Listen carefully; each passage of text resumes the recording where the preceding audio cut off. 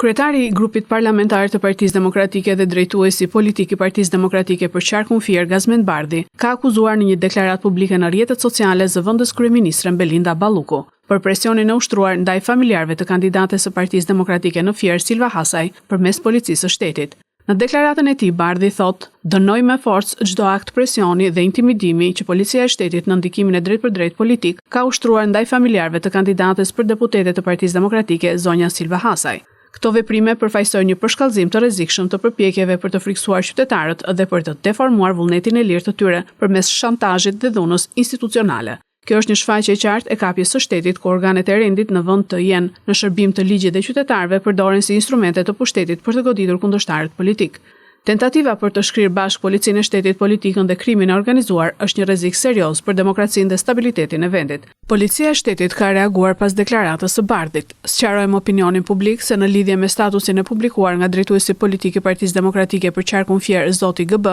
në të cilën ai ka pretenduar se policia e shtetit ka ushtruar presion ndaj familjarëve të kandidates për deputete të Partisë Demokratike zonjës SH, shtetasi AH që u shoqëruai afër saj, theksojmë se pretendimi është i pavërtet, pasi policia për këtë rast ka kryer të gjitha veprimet procedurale konform ligjit dhe materialet janë referuar në prokurori.